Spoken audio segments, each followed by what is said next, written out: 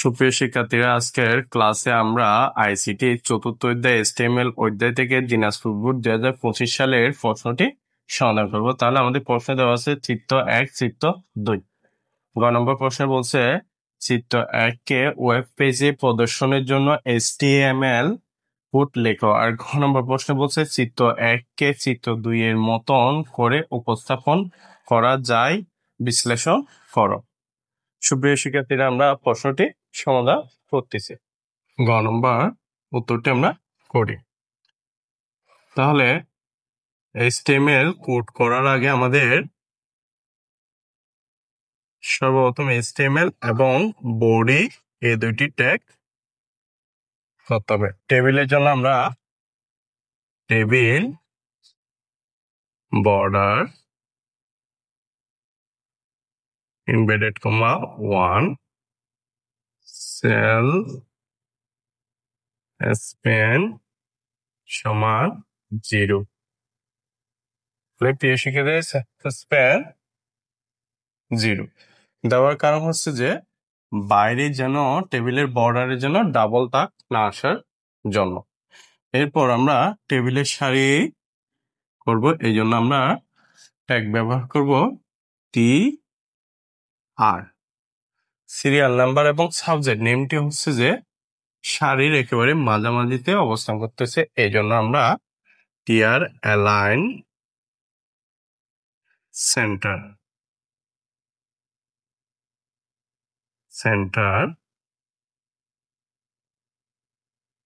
Serial number এবং subject নেমগুলো টেবিলের হ্যাট আকারে বোঝা যাচ্ছে, এই জন্য আমরা টি এইচ অথবা তোমরা টিডিও দিতে পারো। সিরিয়াল নাম্বার টিএসটি আমরা শেষ করব। এরপর হচ্ছে টিএইচ সাবজেক্ট নেম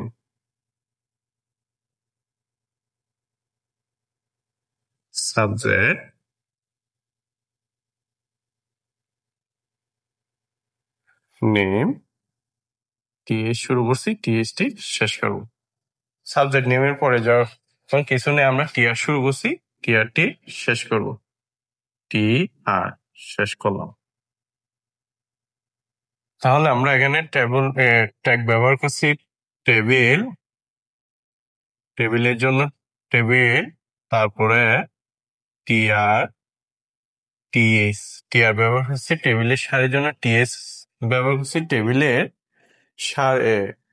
মধ্যে হেডিং আকারে যেগুলো ওয়ার্ড ব্যবহার হচ্ছে সেগুলোর জন্য আমরা টিএসটি ব্যবহার করলাম। আমরা এই সারির দ্বিতীয় সারিতে কাজ শুরু করব, এই জন্য আমরা সারির যখন কাজ শুরু করব তখন টি আর নেব। এরপর হচ্ছে টিডি 1 টিডি শেষ করব।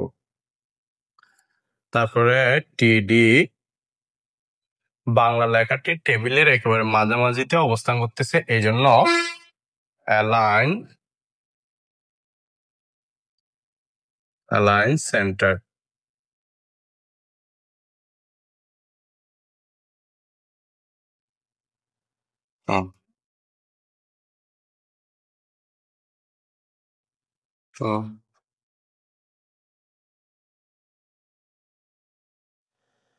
Align centre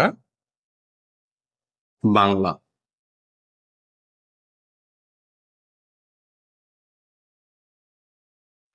Bangla T D শেষ করব। এরপর আমরা বাংলার পর যখন কিছু নেই আমরা টিআর শুরু করছি, টিআরটি শেষ করব। টি আর। এরপরে সারির কাজ করার আগে আমাদের টিআর নিতে হবে। সারির যখন কাজ শুরু করব তখন আমরা টিআর ট্যাগটি ব্যবহার করব। তারপর টিডি টু টিডিটা আমরা শেষ করব। তারপর টিডি ইংলিশ লেখাটি টেবিলের একেবারে মাঝামাঝিতে অবস্থান করছে, এই জন্য অ্যালাইন সমান সেন্টার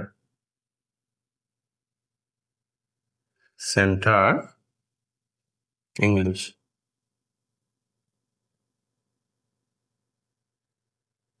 টিডি শেষ করলাম।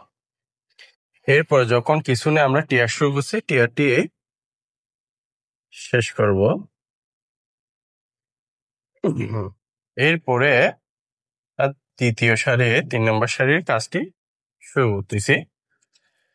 তাহলে সারির যখন কাজ শুরু করব, টি আর ট্যাগটি ব্যবহার করব। টিডি ভেতরে টেবিলের ভেতরে লেখাগুলো লেখার জন্য আমরা টিডি ট্যাগটি ব্যবহার করব। টিডিটি শেষ করব। তারপর হচ্ছে টিডি আইসিটি লেখাটি একেবারে মাঝামাঝিতে অবস্থান করছে, যে এই জন্য অ্যালাইন সেন্টার।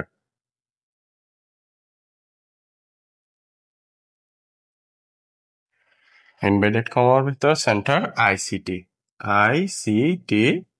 টিডিটা আমরা শেষ করব। তাহলে টিআর শুরু করছি, টিআরটি শেষ করব। তাহলে আমাদের এদিকে আর কোনো কাজ নেই। এরপর আমরা টেবিলটি শুরু করছি, যে টেবিলটি আমরা শেষ করব। টেবিল শেষ করলাম। এরপর আমরা বডি শুরু করছি, বডিটি শেষ করব।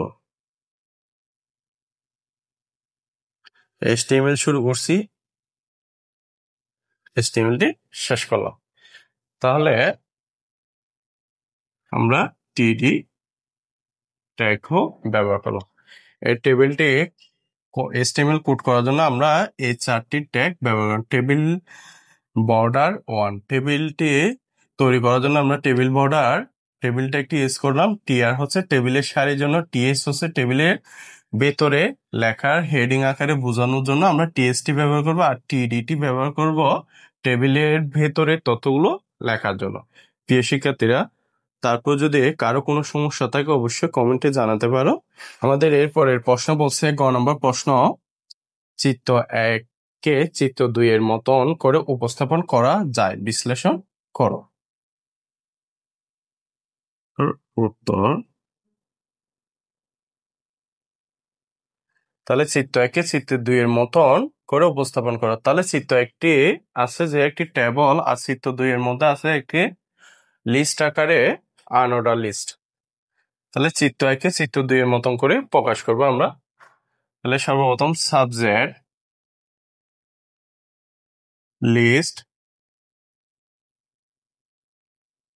তাহলে টেবিলের মধ্যে অর্ডার লিস্ট আকারে আছে ইংলিশ আইসিটি। প্রিয় শিক্ষার্থীরা, আমরা চিত্র 1-কে চিত্র 2-এর মতন করে করছি। এখন আমরা এটি HTML কোডের মাধ্যমে উপস্থাপন করব। তাহলে HTML কোড করার সময় আমরা HTML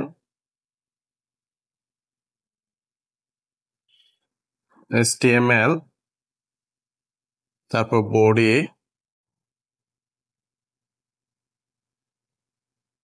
তাহলে লিস্টের উপরে একটি লেখা আছে, এটাকে আমরা লিখব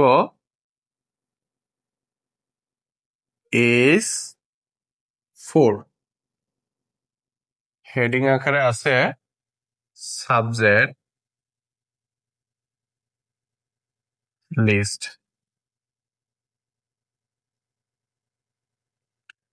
S4টি আমরা শেষ করব। এর পরের গুলো হচ্ছে নাম্বার আকারে আছে, লিস্ট আকারে অর্ডার লিস্ট ON, তারপরে লিস্ট আকারে LI ওয়েল দেওয়ার সাথে সাথে আমাদের নাম্বারগুলো কাউন্ট করা শুরু হয়েছে।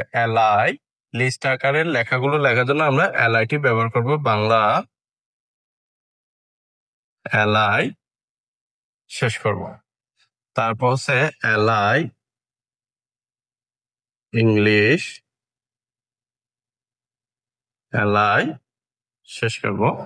তারপর LI ICT, LI শেষ করলাম। আমরা বডি শুরু করছি, বডিটি শেষ করব। তারপর HTML শুরু করছি, HTMLটি শেষ করবে। HTML তাহলে চিত্র একে চিত্র 2 এর মতন করে উপস্থাপন করে এস্টিমেলটি করে দেখালাম। প্রিয় শিক্ষার্থীরা, কারো বুঝতে যদি সমস্যা হয় অবশ্যই কমেন্টে জানাতে পারো। পরবর্তী ভিডিও পাওয়ার জন্য চ্যানেলটি সাবস্ক্রাইব করে রাখিও। ধন্যবাদ।